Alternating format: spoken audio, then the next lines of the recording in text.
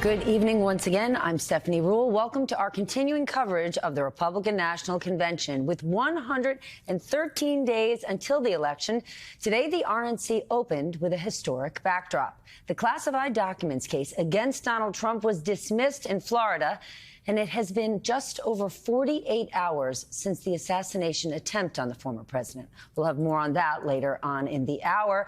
But right now, all eyes are on Milwaukee, as the Republican presidential nominee made a surprise appearance after he was injured on Saturday. Earlier this evening, delegates from all 50 states officially selected Trump. He then took to social media to announce that J.D. Vance would be his running mate. Vance is the junior senator from Ohio and author of Hillbilly Elegy. He used to trash Donald Trump all over town before becoming a Trump superfan. And in his first interview since joining the 2024 ticket, he talked about that very change of heart. I was certainly skeptical of Donald Trump in 2016, but President Trump was a great president, and he changed my mind. I think he changed the minds of a lot of Americans because, again, he delivered that peace and prosperity. If you go back to what I thought in 2016, another thing that was going on, Sean, is I bought into the media's lies and distortions. I bought into this idea that somehow he was going to be so different, a terrible threat to democracy. It was a joke. Joe Biden is the one who's trying to throw his political opposition in jail. Joe Biden is the one who's trying to undermine American law and order. President Trump did a really good job. Vice President Kamala Harris called Senator Vance to congratulate him, but the Biden campaign was quick to say that Vance would enable Trump and his extreme MAGA agenda, even if it means breaking the law. With that, let's bring in our lead-off panel tonight. NBC News correspondent Vaughn Hilliard, who is in Milwaukee on the floor of the convention this evening. John Allen is with us, senior national politics reporter for NBC. All right, Vaughn, you were on the convention floor all day and tonight. Tell us what we need to know.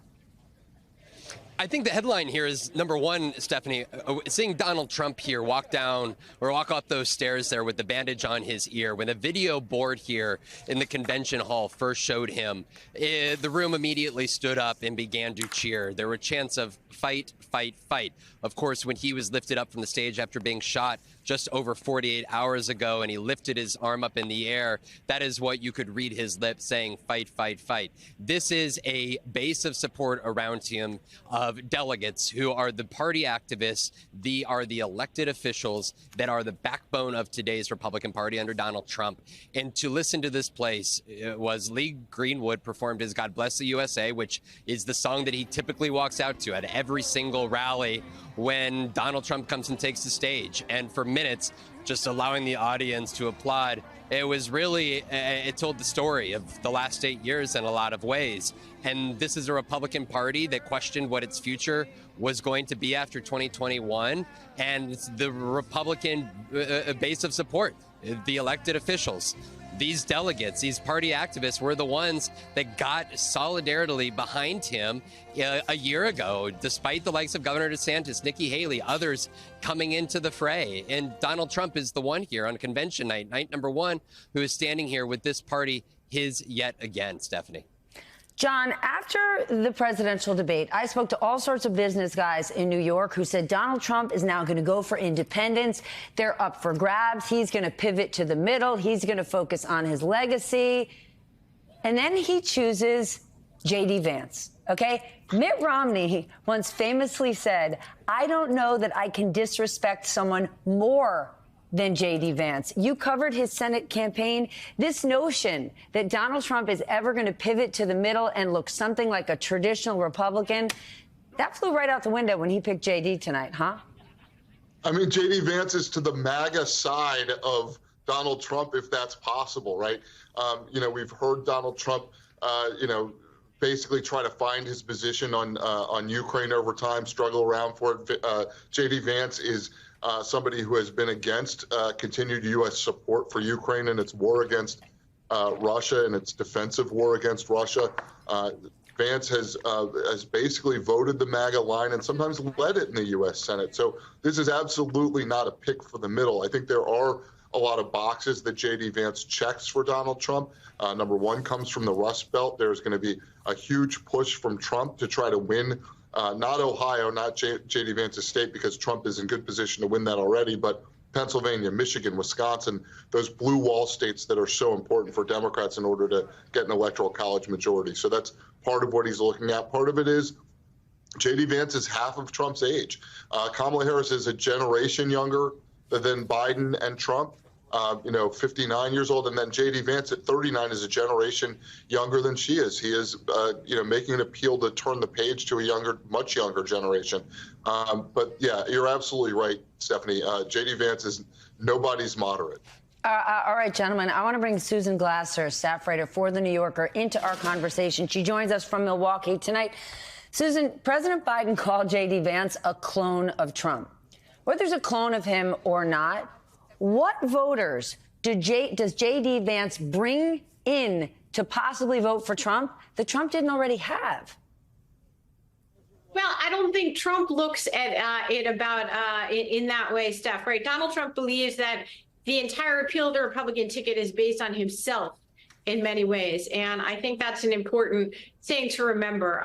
He can certainly signal to constituencies, and the signal here, loud and clear, is that this is an all MAGA ticket. I think that is part of the message to the Trump faithful. The other part, as John pointed out, is to the extent that the battleground states are still in play, he sees Vance as someone who can appeal to those core voters. It's certainly not a message about expanding the electoral base from Donald Trump. You could say that it's a confident decision, that this is from a candidate who thinks he's in pretty good shape right now. It's hard to see that suburban women voters are going to be very drawn in by J.D. Vance. You're giving me a big smile with that one, but look, it's all about the MAGA, and he sees this as somebody put it best, a mega MAGA ticket. A mega MAGA ticket. Vaughn, I'm guessing mega MAGA is exactly what that convention floor was looking for tonight. It absolutely is. And J.D. Vance is absolutely right. Susan and John hit it on the head, I think, in terms of also where even after Donald Trump, right? After, let's say, 10 years from now, J.D. Vance will be 49 years old. When you look at some others in the Republican Party today, you have J.D. Vance, Marjorie Taylor Greene, Josh Hawley. There is a younger generation here that goes beyond even elected officials, though. You're watching delegates here that make up the backbone of the Republican Party. These are going to be the leaders of the party of the future. Of course, parties have their movements within themselves, and in no way is necessarily MAGA something that is resigned to existing in the Republican Party for decades to come. But at least in the immediate years to come, this is that. Tucker Carlson, you saw him in the front row next to Byron Donalds. In a lot of ways, Speaker Johnson, who I think is a little bit more of the old traditional conservative evangelical route, is not even that much of the celebrity around these parts. When Tucker Carlson walked into that front row with Donald Trump, everybody started hooting and hollering and trying to get pictures with him. When Speaker Johnson, it was a little bit different. And I think the same thing with Glenn Youngkin. When Glenn Youngkin took the stage, of course, it's somebody that was able to effectively win the state of Virginia, yet the base of support within this Republican Party is still clear, and it's clear who the heroes and the superstars of this party are, and it's those that have really become the MAGA allies of Donald Trump in these past years. Authorities are searching for answers after the assassination attempt on Donald Trump, but the shooter's motive is still unclear. Our own Stephanie Gosk has the latest on what we know. Grainy video shows the shooter, Thomas Crooks, moments before he fired an AR-15 style rifle at Donald Trump. Someone's on top of the roof. Look. He does not go unnoticed. According to two senior officials, local police officers saw Crooks on the rooftop but couldn't stop him before he opened fire, injuring former President Trump. 50-year-old Corey Comparator, shielding his family from the gunfire, was killed. David Dutch and James Koppenhaver were critically wounded before a sniper team shot and killed Crooks. Among the many unanswered questions tonight, how did the 20-year-old get on that rooftop, and why wasn't it better secured? He had a vantage point just 148 yards from the podium where Trump was speaking. Snipers took up positions nearby, but the Secret Service says the rooftop was outside of their security perimeter. Crook's father, who according to the FBI has been cooperating with the investigation, legally purchased the rifle his son used. And NBC News has learned Crooks purchased ammunition at this store near his home just hours before the rally. Senior officials say more than a dozen firearms were found while searching the family's home. After the shooting, they say his father called police, worried his son and an AR-style rifle were missing. Crooks graduated from community college and worked as a dietary aide at a nursing home.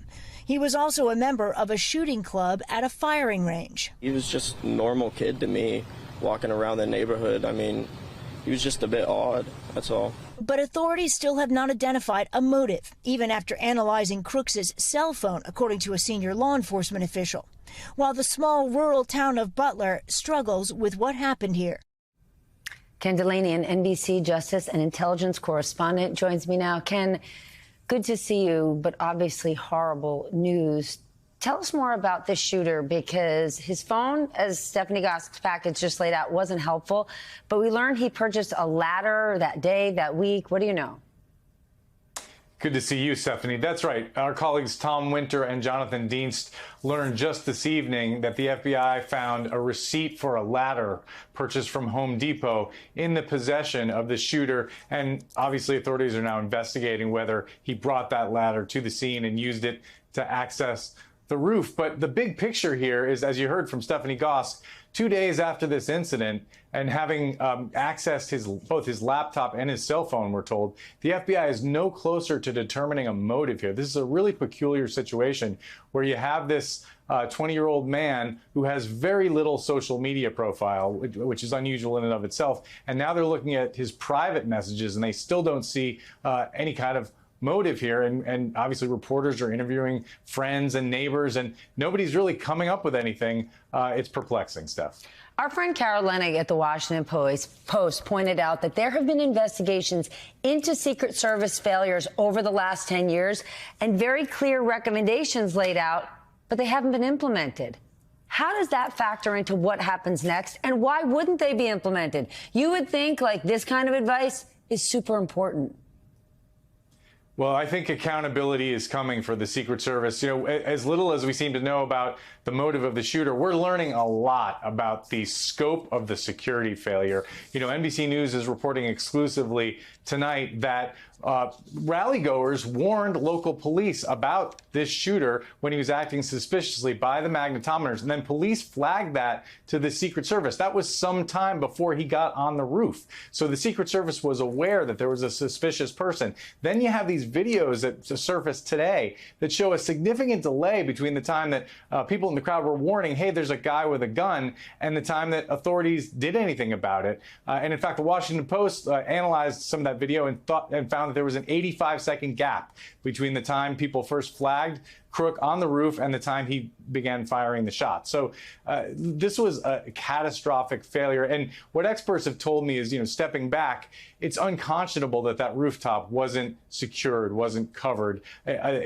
allowing the sniper to get an advantageous position, 148 yards and a clear shot at the former president. You know, the Secret Service director, Kimberly Cheadle, gave an interview to ABC News tonight, and she appeared to be sort of passing the blame to local police, saying that it was their job to secure that building. But what experts have told me is ultimately it's the Secret Service's job to protect the president, the former president. The buck stops with her. She acknowledged that there was a security failure, but there are going to be multiple investigations to find out exactly what happened here, Steph. Yeah, it may have been the local police's job, but it's the Secret Service's ultimate responsibility. She also said that they conducted a security review of the RNC and made changes to Donald Trump's security detail. What does that tell you? It tells me that they are doubling down and making sure that something like this doesn't happen again, which is good. Also, you know, the RNC is a special security event, so it's about as secure a thing as you can have. It's the Secret Service, it's the FBI, it's everybody's brought to bear there. So the likelihood of something happening there and it's inside is pretty low. But what this event at the rally here and this attempted assassination of Donald Trump shows is that there are significant gaps in the Secret Service's protocols. If they're relying on local police and then not making sure that the local police are doing the basic things that need to be done, that's a big problem. Hey there, MSNBC fans. I'm Luke Russert, and be sure to join me, Rachel Maddow, Jen Psaki, Lawrence O'Donnell, Steve Kornacki, Joy Reid, and many more September 7th in Brooklyn, MSNBC Live Democracy 2024. Click on the link for ticket information. We will see you there.